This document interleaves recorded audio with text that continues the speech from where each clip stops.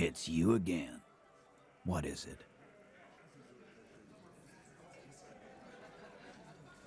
There's an old catatonic lady in the old fish market on the other side of the bay. She needs help. What's that, Copper? You want us to help little old ladies now? You're local law enforcement, aren't you? Helping troubled civilians should fall under your jurisdiction. Yeah. We'll send someone out. Who is? Wait. It's the pigs, isn't it? Yep. Her. God. Poor lady. Don't worry. We'll handle this. I think she got some family in Kuron or something. Bastards left her alone when she got sick. We've been getting complaints. Hey, wasn't Everett's B team looking for her the other day? They said something about her, I don't know, finding something? Yeah, I think you're right, Gene. She have something of yours, Pig? Whatever you do, do not admit to these punks you lost your gun. You will suffer if you do. Nope. She didn't have anything of mine. No? Well, whatever then, Copper. No. They totally said what it was. What was it? Anyone remember? I don't remember. I was fucking drunk. Let me know if you figure it out back there. Now, anything else we can help you with? What's her name? Her real name? Auntie LaPlante. We always called her. Something LaPlante. Marianne, amigo. Marianne Amigo LaPlante? Fuck you, pig. What the fuck you are playing at, huh? Easy, Al. Don't let him get to you. Have one for Auntie LaPlante, huh? Don't disrespect Miss LaPlante, Copper. She's good people. We all get a little crazy sometimes. Who is she? Was. Like before. Just an old lady. Her kids moved away years ago. Never come to visit. Never took her calls. She gets out every now and then. She did right by lots of us when we were kids. Always was a little off, but still. Us kids? That must have been ages ago. She was better then. The children kept her together. How did she get like this? Get wanted to be a cop, you mean? Well, shit. I don't actually know. Anyone know why she started acting like a pig? No fucking clue. It's gotta be the crazy. Who'd want to be a pig? More like who wouldn't? Cool uniforms, fast machines, packing heat. Sign me up. You are already signed up, Cerdo. This guy's seriously damaged. Nah, don't worry about it, Al. The cops want to dress up and play policeman. Let them. We'll keep doing the real work. Where did she get all her cop gear? Dunno. She lives by the water. Shit washes up all the time on the beach. Police paraphernalia doesn't just wash up on the coast, people. It's not like we dump it at night. She bought it, collected it. Station 41. A man carries a crate of rusted, unused badges. You think these would net us something at the annual auction? A balding detective drags a comb futilely across his head. Shit, who'd want those? Just dump them into the river. Thanks for helping out with this one, Titus. No problem, old cop man. We take care of our mentally ill here in Martinez. Ain't that right, boys? Sure enough, we're the real heroes on these streets. Going to take off now.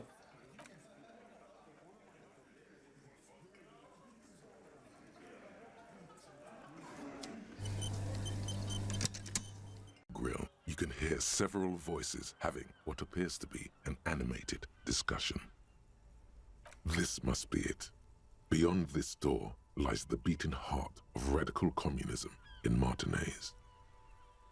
Somehow, the night air softens the smell of trash and sea brine. As the breeze pulls through the canvas like a shuttle through a loom, you catch a hint of something unexpected, something earthy, warm, and burnt. The acrid smell of failure. No, that's just slightly burnt coffee, a smell you would recognize anywhere. Just look at these pigs sniffing about after hours. Why did you say the secret door was right behind you? Must have slipped my mind. You know how it goes. The metal grill is cool to the touch. You notice the lieutenant is looking uncustomarily anxious. His posture is rigid. His right hand hovers near the zipper of his jacket. He wants so badly to draw his armistice, but he also doesn't want to draw it. Relax, they're only communists. Something's not right here. The equation doesn't quite balance. Which is just to say, we should be prepared for any eventuality. You can make out at least two separate voices. Two voices, both male, approximately early 20s. Careful with those now. I have it. It's going to work. I can feel it. The clang of metal reverberates all along the scaffolding. The voices coming from the other side fall silent.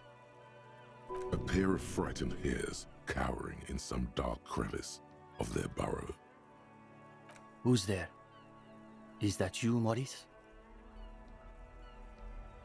Are you all communists? I'm looking for some communists. Who said communist? Did we say communist? Get out of here. Listen, I already built like 0.01% of communism, but now I need to get organized. Can you help me? For a moment, silence. A slight sensation of static electricity as before a storm. A miniature conference is taking place inside, and you are the subject. What's the passphrase?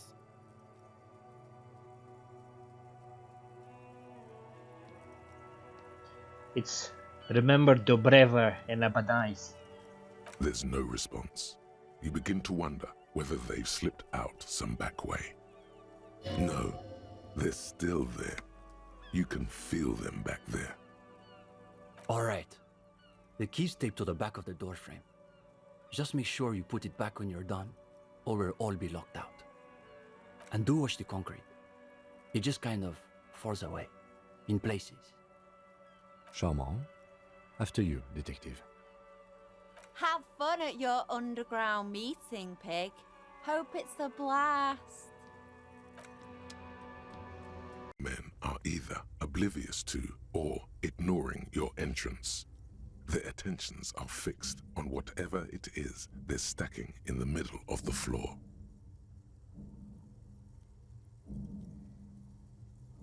Matchboxes, it appears. I think it's holding, Alexis. It is. It's holding. It's definitely not holding. Those matchboxes are stacked so haphazardly, it's like they want them to collapse. Careful, careful.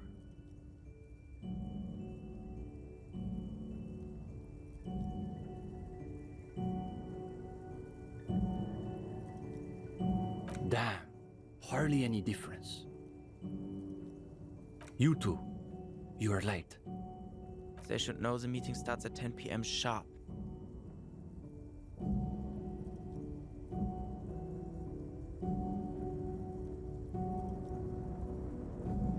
One leader and one follower.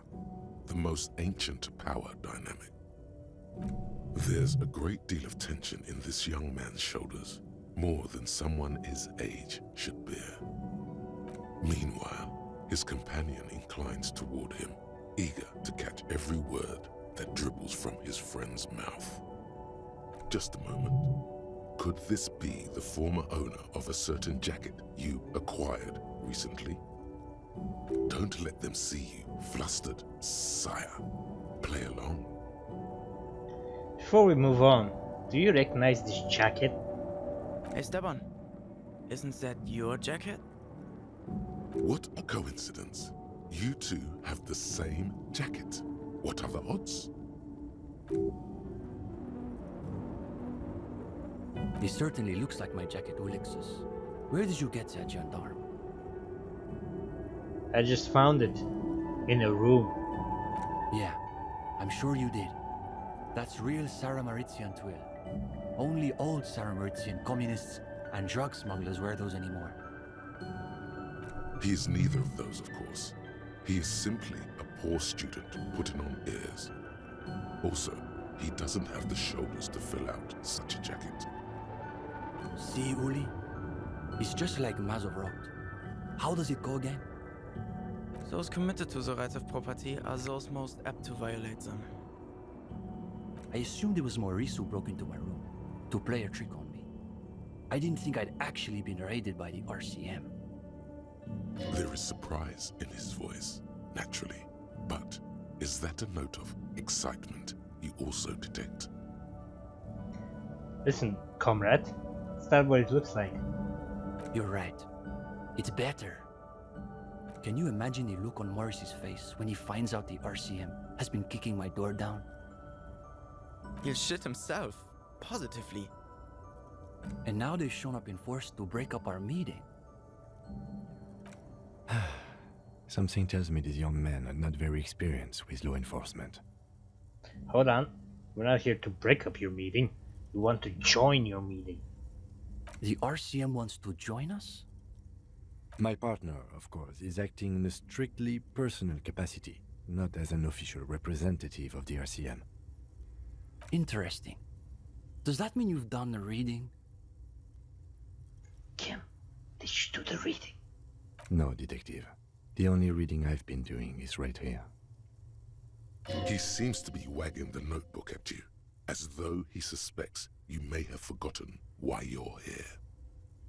I have not had time to seek out pretentious communist book clubs, nor have I done their reading. It doesn't sound like they've done the reading, Esteban. Well, this is getting awkward. I'm not sure what you're expecting to find here then. There's profound consternation in his voice. You suspect it's about something bigger than your not having done the reading. Maybe they can explain themselves. What were you doing with those matchboxes just now? The young man frowns at the little pile of boxes on the floor. Nothing, just messing around until the meeting started.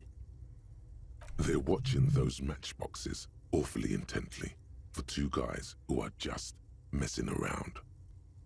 It's almost as though they were trying to create the most unstable structure they could.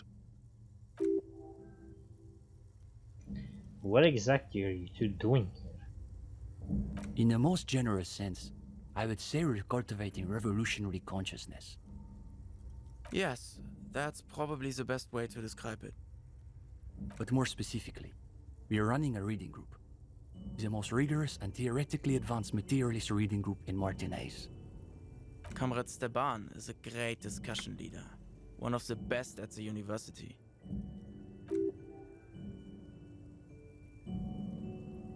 Yawn. Can you imagine anything duller than a bunch of Beano-clads yanking each other's knobs? Is this where I can square off in theory, combat? We have been known to get into some spirited debates, but it's always in service of our larger intellectual and ideological project. Precisely. We are not interested in senseless parroting. We like to read critically. Within the contours of Mazovian historical materialism, of course. I didn't realize they taught radical Mazovian theory in universities. Huh. As though you can call that problem teaching. One thing you learn quickly at university is that you're not going to find a real education in any lecture hall or discussion seminar. We are post-attendance, basically. Exactly. The only worthwhile part of the so-called École Normale de Revachol is the library. That's where we've made our greatest critical strides. Kim, Can we arrest these kids for truancy? They are not primary school delinquents, they are university students. Attendance isn't compulsory. Besides, we are not the skip squad. The Counter-Truancy Task Force, or Skip Squad, is the division of the RCM that drives around in wagons looking for delinquent minors. It's generally considered a punitive assignment for underperforming officers. Okay, so what does your reading group actually read? We study all the foundational texts of Masovian theory, of course. Just last week we finished the second volume of Puncher and Watman's Innocence of Capital. Truly extraordinary. And before that we spent 6 weeks on State and Plasm. For some reason, the word plasm catches in your ear like a piece of old wax. This is fine. You can handle a list. In fact, you find the tedium strangely soothing. We've also read Wertmüller's The Megastructure of History, and before that, Real and Reality. Communist theorists love puns, in case that wasn't obvious. Hablars un pain infernal. The original Fizdale translation, not that watered down revisionist garbage. These two deserve the Order of Honor for bullshitting. There's no way they've actually read all this stuff. Obviously. But, of course, our special emphasis is on the theories of Ignace Nilsson and his followers, especially the inframaterialists. One of Krasmazov's closest associates, Ingus Nilsson, was a leading political and military figure in the anti-centennial revolution. Why do you always leave out the good parts? Tell him how he got his true name right now. Oh, right. During the disastrous retreat from Grad to Samara, Nilsson personally ordered up to 12,000 prisoners of war impaled on sharpened spruce trees in the Samaran backcountry. Thereafter, his opponents began referring to him as the apocalyptic Shrike. Today, Nilsson's reputation has waned in most parts of the developed world, with the exception of the People's Republic of Samara, SRV, where he is recognized as a founding father. His political philosophy is a variant of Masovianism, called Nilssonist Masovianism. Comrade Nilsson, father of the SRV. The young man raises his fist in reply and gives you a curt nod. He also happens to be the greatest communist theorist after Mazov himself. It was Nilsson who first postulated the existence of ideological plasm, which forms the basis of inframaterialist theory. Those words again. You've got to find out what this inframaterialist stuff is all about. Whatever it is, one thing's perfectly clear. These young students have a much deeper understanding of communism than you do. You could learn a thing or two from them. If you can convince them you're one of them. The young man sighs. His companion looks about furtively. Where is the rest of the reading group? What do you mean? This is the reading group. Two's all you need. Me and Kim are the same way. Kim and I. We're in something of a rebuilding phase. Some of our former comrades didn't have the ideological fortitude our work demands. Okay, but what happened to them? Intellectual attrition is maybe the best way to describe it.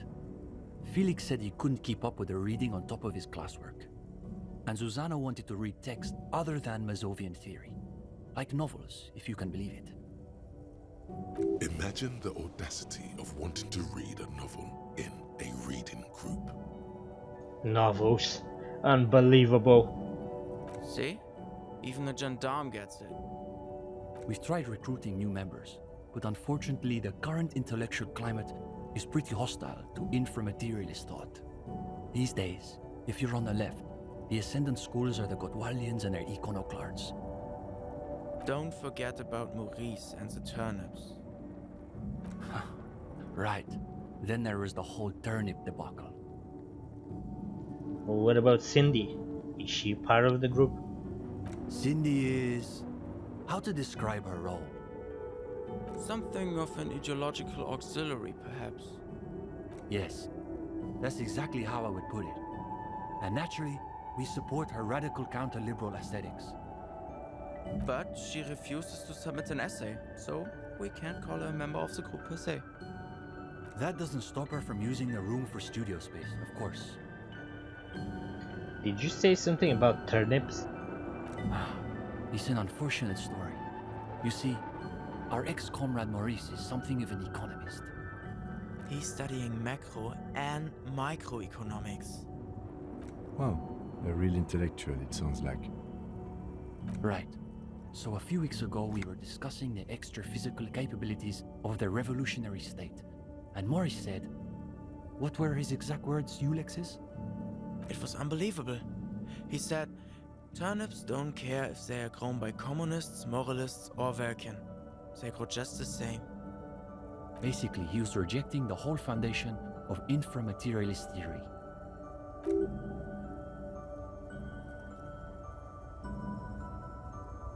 Susanna said that he has been hanging out with some non-communists lately. For us, the question boiled down to, if you don't even accept the basic ideas of Nielsen and inframaterialist theory, why are you in the reading group? Totally understand. Of course you do. It's pretty basic stuff. So expelled Maurice from the reading group over an argument about turnips? Well, it wasn't so much that he was expelled. He just quit coming. We haven't seen him around for weeks. Who are the iconoclasts? For starters, they love talking about beans. What's wrong with beans? I like beans. Oh, sure. But iconoclasts are obsessed with beans. They love thinking about beans. They love counting beans. But most of all, they love building models to predict how many beans there'll be in the future. Nota bene, iconoclast is an extra pejorative form of the already pejorative name, Mazovian economists, a moderate school of Mazovianism which advocates the gradual transition to communism through carefully managed economic modernization rather than violent social revolution. They're by far the most bean-centric school of communism. Ah yes, the much maligned bean counters, ensconced in their think tanks and high-rises, believing they can save the world through a series of incremental, assiduously technocratic reforms. But isn't it good to know how many beans there are? See? You're already falling for that scarcity logic. You start off assuming there aren't enough beans to go around. So naturally you want to cut the bean rations in half. And next thing you know, there are budget cuts, so now we've got to cut the bean rations in half again.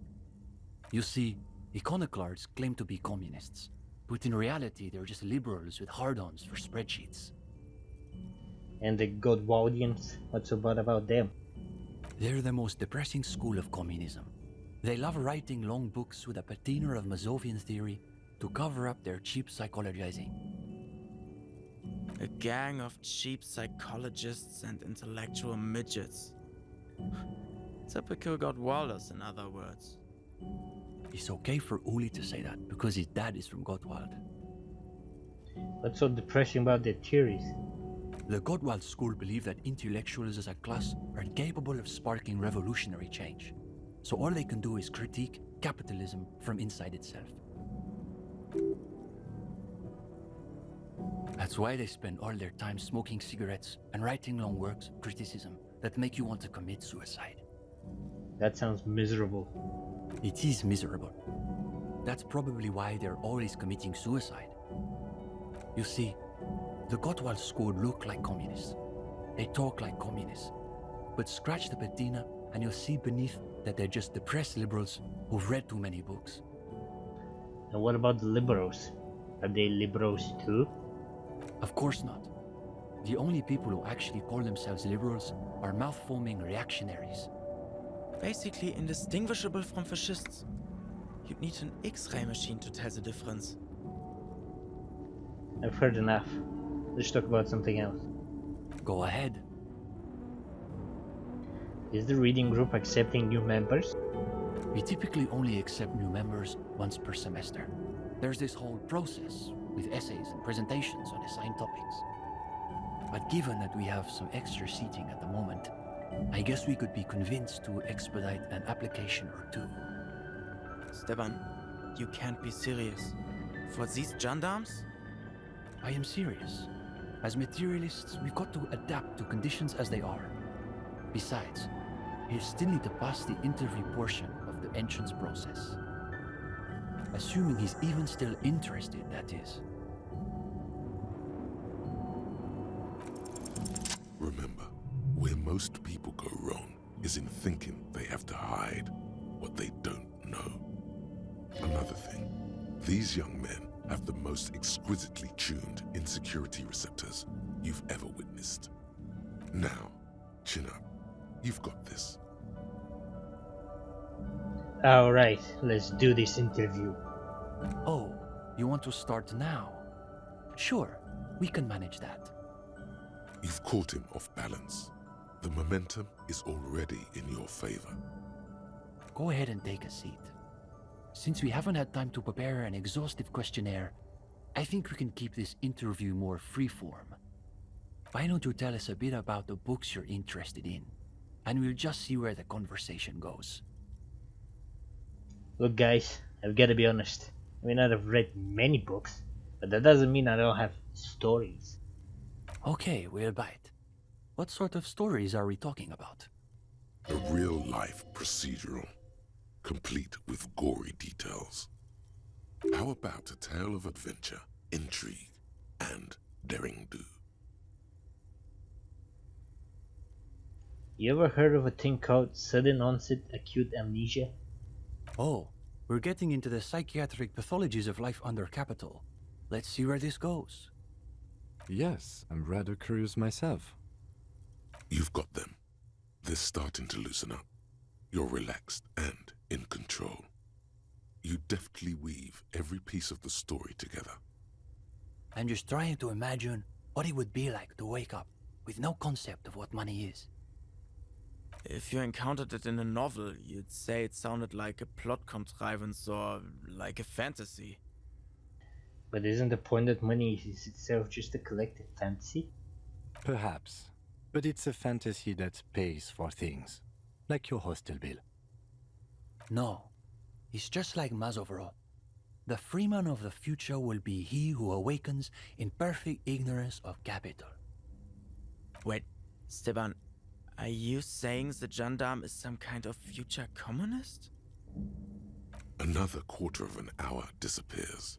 The conversation bounces back and forth.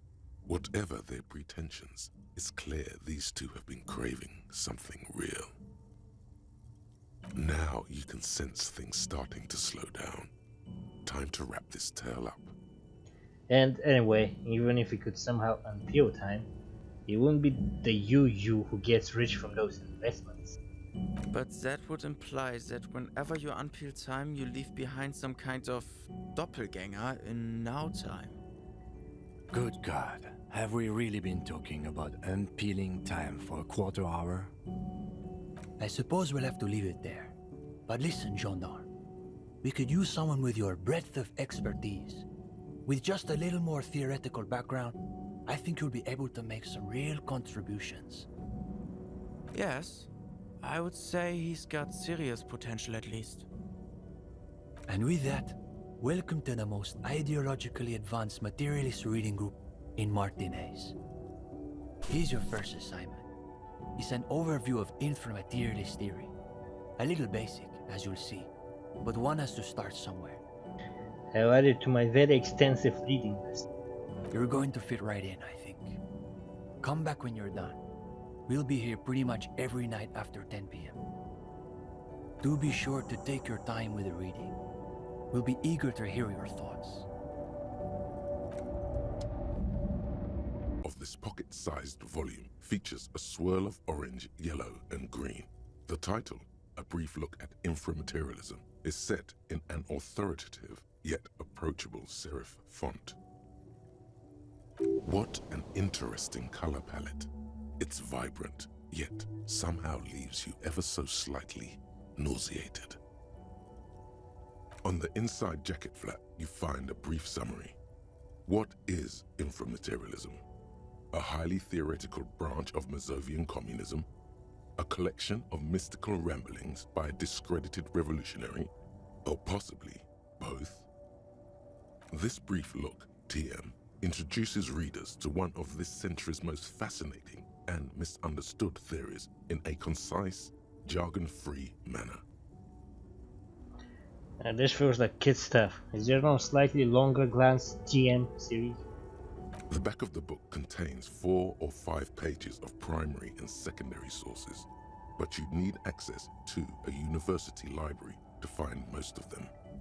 In other words, this guide is the only source you're likely to find. You turn to the table of contents.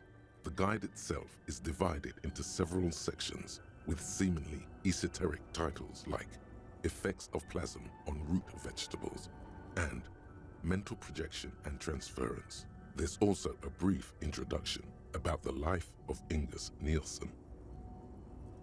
Known to his numerous admirers as the evangelist of the revolution, and to his even more numerous enemies as the apocalyptic Shrike, Ingus Nielsen remains one of the most controversial and fascinating figures to emerge in the years of the anti-centennial revolution, second only to Krasmazov himself.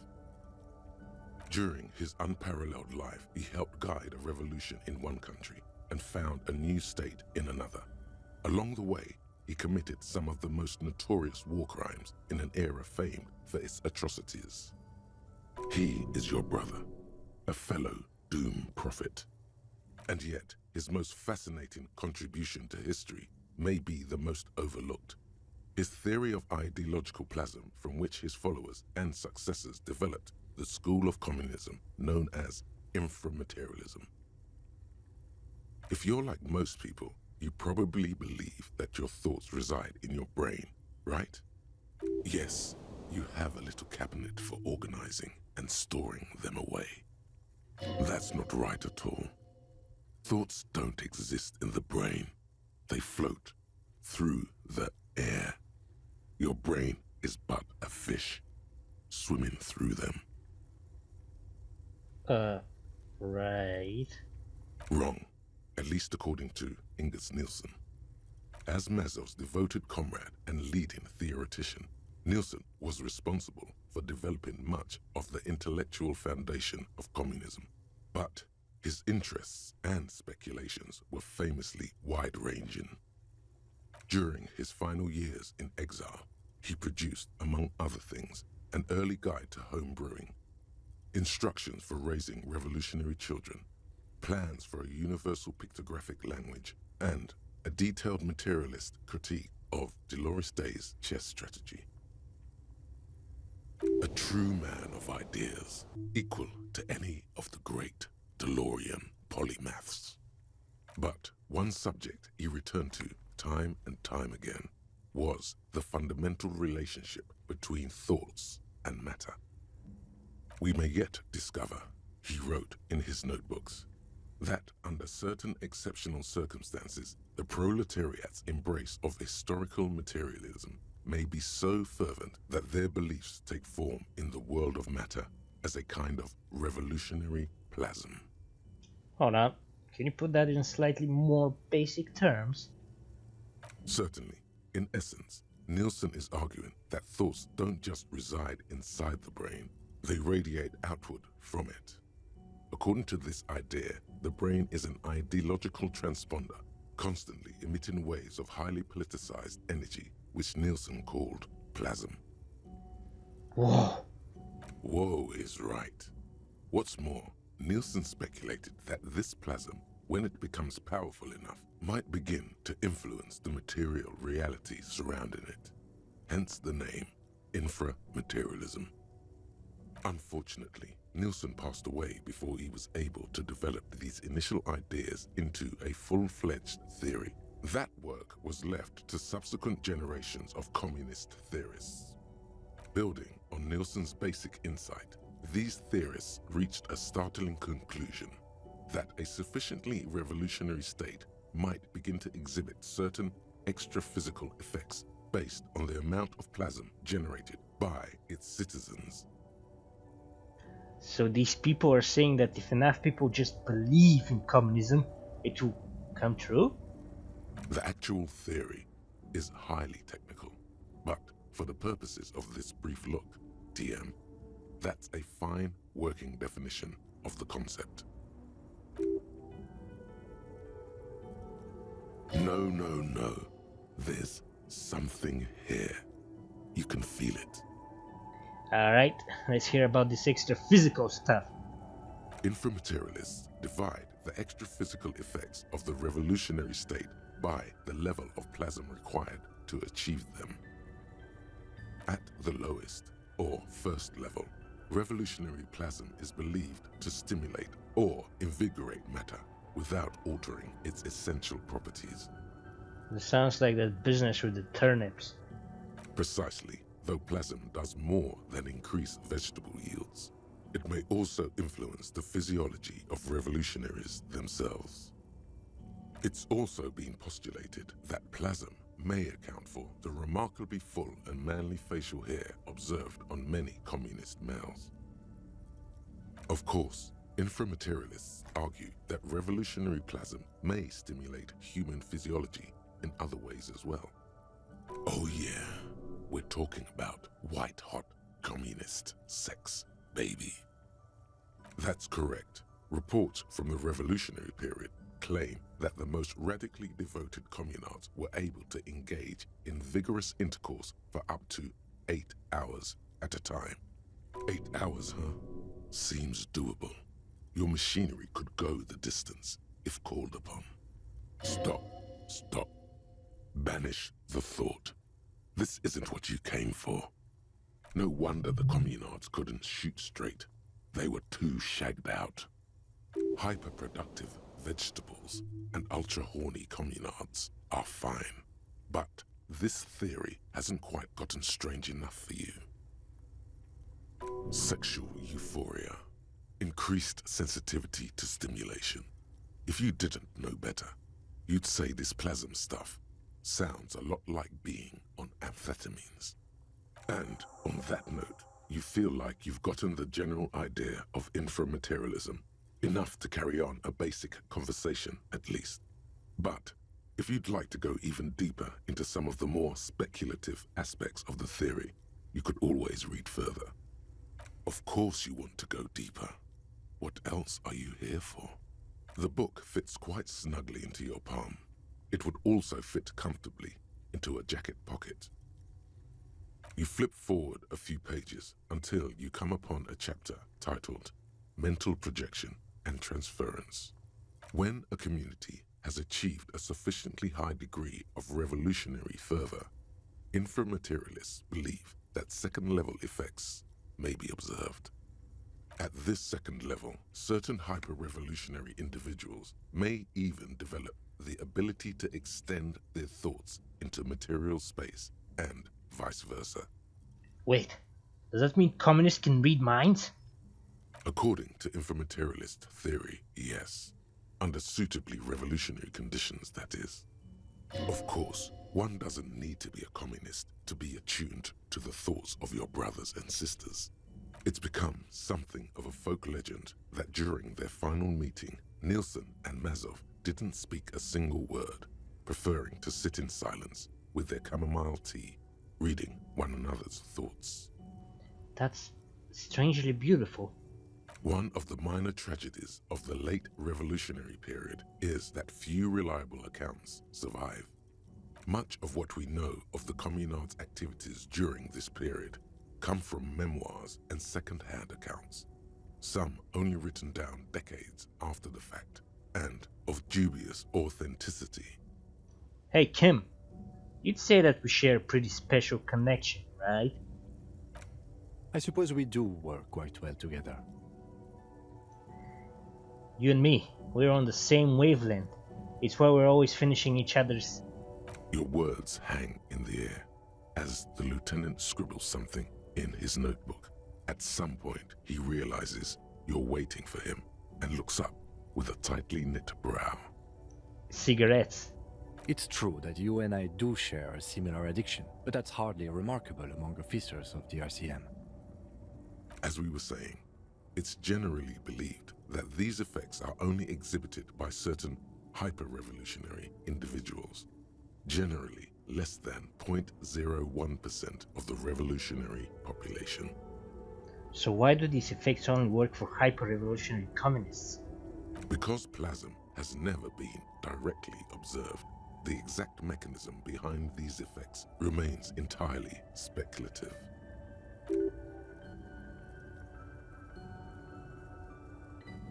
Why are you getting hung up on mechanisms?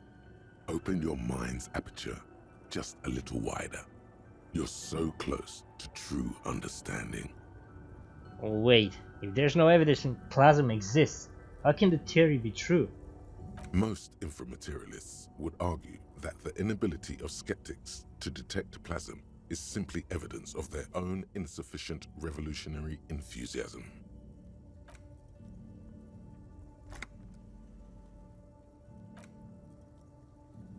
This should be more than enough for a stimulating discussion. That said, if you're still yearning for more, you must.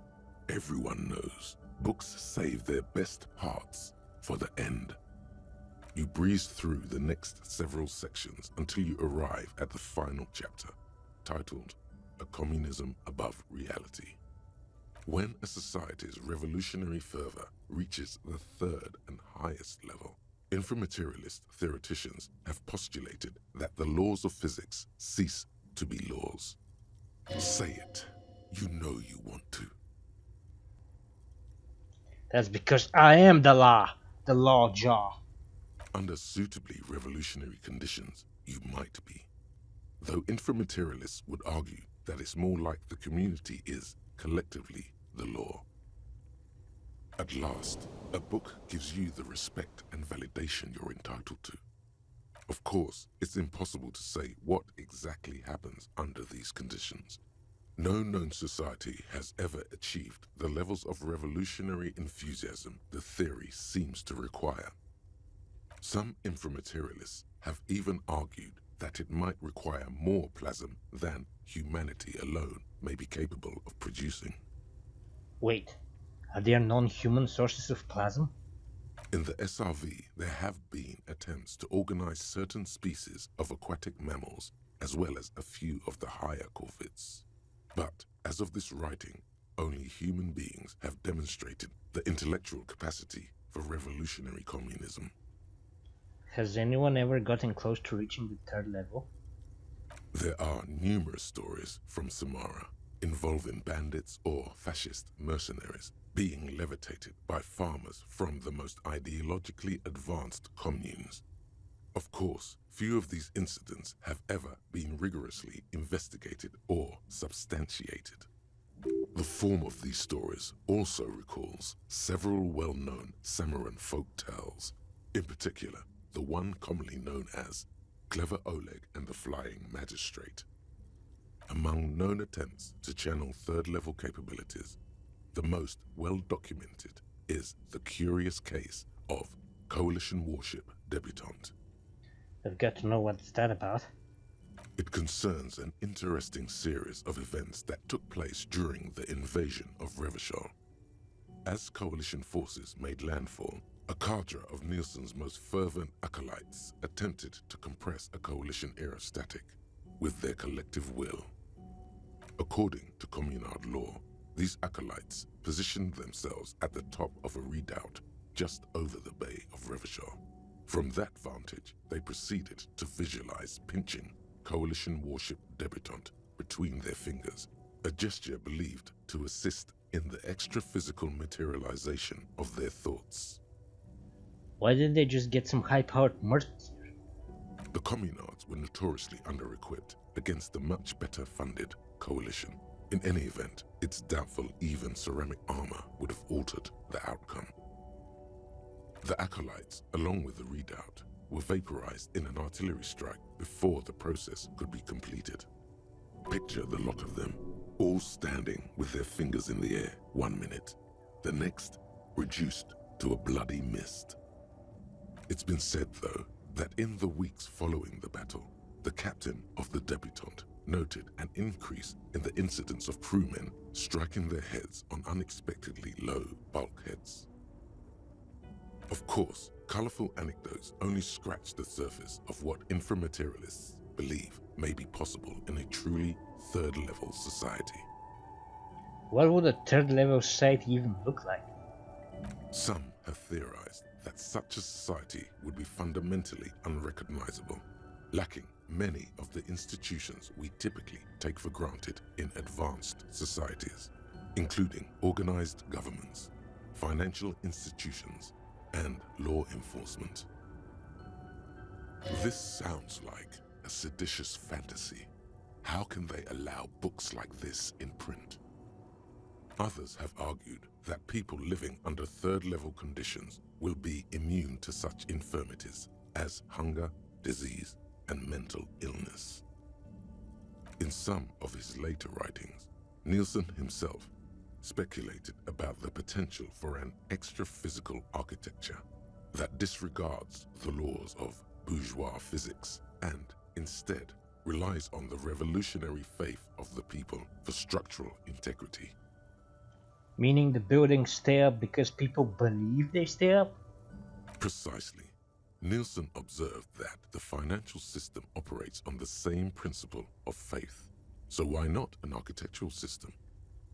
On the following page, you come across a few black and white reproductions from Nielsen's own notebooks. One sketch depicts a government ministry shaped like a great inverted pyramid, a hectare in width at the top, balanced atop foundations the size of common apartments. Another depicts a leaning tower wrapped in a dramatic helix. The caption beneath it reads, "The Tower of History." Something about that tower looks awfully familiar. Could it be that's what the students were trying to recreate with the matchboxes? Wait, but what if the people stop believing and the buildings collapse? In the corner of one of the reproduced notebook pages, you can make out the following words, written in Nielsen's distinctive slashing script. A state that has lost the faith of its people has forfeited the right to exist.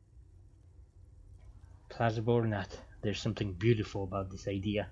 Is there any more? There is no more. You've reached the outer theoretical limits of communism, and in less than 200 pages. If you'd like to read further, may we recommend a brief look at Occidental architecture?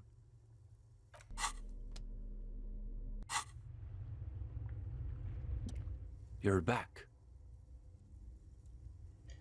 I'm ready. Let's talk about inframaterialism. Yes, let's get right to it.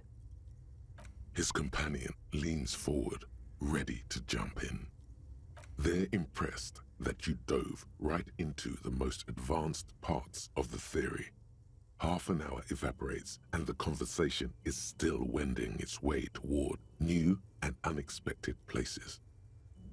The cool breeze coming off the bay wraps itself around the Capeside apartments in a nearly forgotten part of that glorified construction site, surrounded by rusted pieces of scaffolding and walls of faded tarpaulin. A detective of the RCM debates the intricacies of an abstruse theory with a pair of university students. But my question is, where does the RCM recruit all these hyper-revolutionaries to join this remote viewers division? It's less you're recruited in the RVD and more like you're called. Fascinating. Yes, only the detective here would draw a connection between a made-up division of parapsychics and the adult ramblings of a defunct communist mage. But I suppose it makes sense that some common strain of inframaterialist thought would persist in the RCM, even to this day, given its origins. Now the breeze has subsided. All is still except for the last bits of steam rising from the coffee pot. Well, on that note, I think we can call it an evening. No, wait. Can this really be the end? You feel like you've just gotten to the real stuff.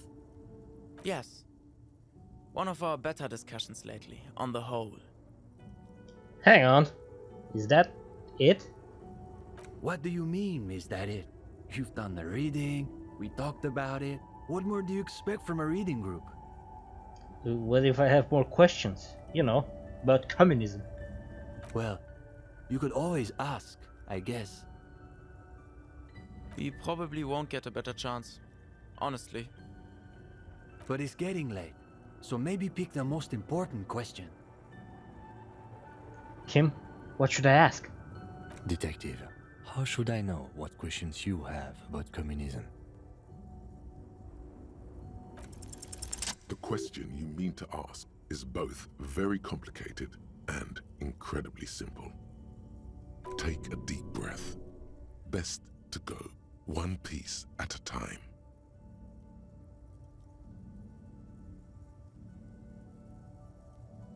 If we can't even agree whether communism is about plasm or psychology or beans, The young man waits patiently for you to finish. and the rest of the world keeps killing us for our beliefs, Yes?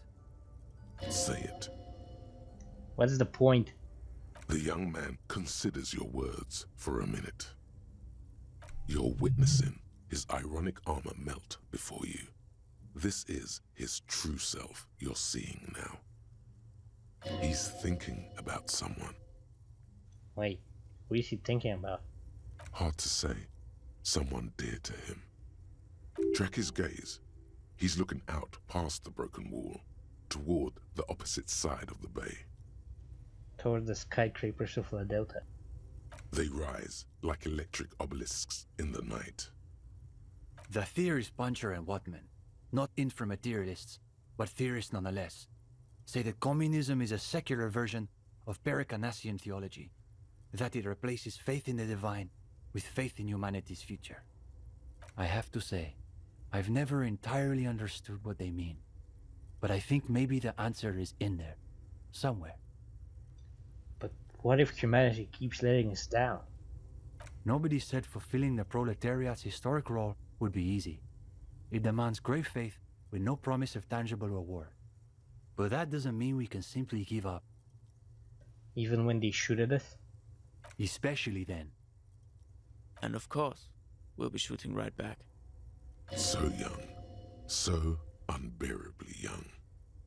Why do you see the two of them with their backs against a bullet-pop wall all of a sudden? Their faces blurred, yet frozen as though in ambrotype. You were never that young, were you? I guess you could say we believe it because it's impossible. It's our way of saying we refuse to accept that the world has to remain. Like this. Who is in La Delta? My mom's. She works in one of those skyscrapers. But it's not like you think. She's a cleaning lady. But how did you... Oh, never mind. I guess I'm easier to read than I thought. What do you call her mums? Because I always have. Though I try not to do it too often now. It's kind of embarrassing, isn't it? You made him self-conscious now. He's practically paralyzed. Esteban, it's getting pretty late. You're right. We should clean this up and get going. Of course, the matchboxes. You'd very nearly forgotten to ask about them. Now may be your last chance. The matchboxes. You are trying to make the tower from Nielsen's journals. So you really did read all the way to the end. Yeah. Uli and I were trying to see whether there was enough plasm between the two of us to hold up a few matchboxes. Saying it out loud makes him realize how foolish it sounds. It was just a little informal experiment. No reason to take it too seriously. We should try again, all of us. The young man looks at you a moment, then at his companion. What could it hurt? All right, let's give it another go.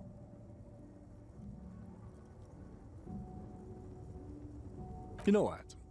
I'll sit this one out. I don't think you want my skeptical materialism interfering. Before long, a modest tower begins to rise from the pile of matchboxes. You place every box with the utmost delicacy and precision. Easy, Uli. It's holding. It's holding.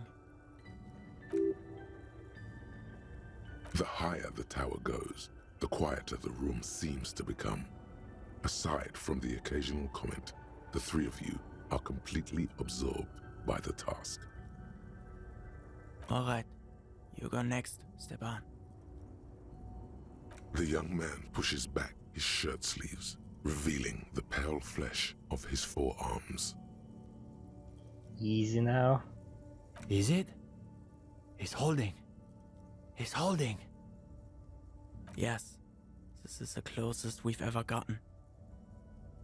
It's almost exactly as Nielsen's sketch imagined, a physical manifestation of the dialectical spiral of history. All right, gendarme. Your turn. You've got this. Theories aside, they're only matchboxes. Even the lieutenant is watching intently now. Ghost of Mazov, give me strength. It's... Almost. So this one could be almost close to a whisper.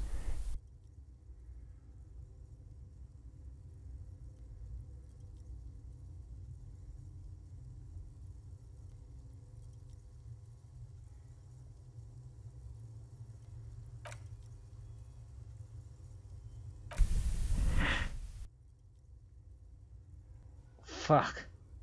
For a second there, I thought we had it.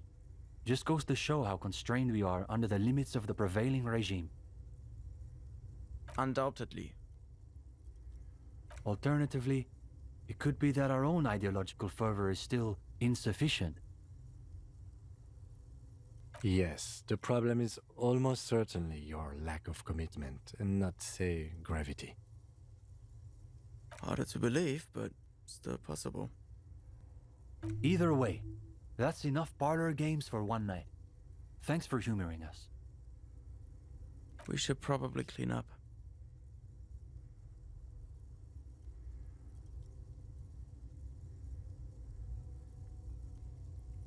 Well, I think we're probably finished here, Detective. Well, guess we're off. Wait a minute, if you don't mind. We wanted to get your opinion on something. A few little changes we've been thinking about. What kind of changes? Nothing too major, I think. We were talking potentially about relaxing some parts of our admissions process. Probably would help if you didn't make people go through a whole interview just to join. That's interesting. I thought people loved group interviews. I thought so too, but perhaps we overdid it, just a little. There was another thing. We were also debating putting up some posters around town. Though some of us maintain that advertising is an unacceptably bourgeois tactic. That's what makes it so beautiful. The irony is unbeatable. As a noted art cop, you definitely have an opinion on this.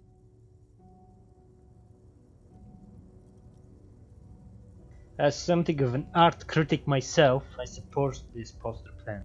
Glad to hear it. I was thinking we might be able to get Cindy to design the posters. I guess no one could accuse Cindy of having a bourgeois aesthetic. Plus, I've got the perfect place in mind. Put some more coffee on, Uli. We've got a long night ahead of us. We should probably get Cindy in here too. Oh, and gendarme. One last thing. About that question you asked earlier. It reminded me of a certain poem that you might appreciate. Ah, so he has read something besides his books of abstruse theory. It was written by a young communard who was killed on the barricades during the Coalition landings. The story goes that he wrote it on the last night of his life, keeping watch from the barricades in the middle of the night. I don't have the whole thing committed to memory, but there's a line in it I think about sometimes. What's the line? In dark times, should the stars also go out? Anyway, good night to you.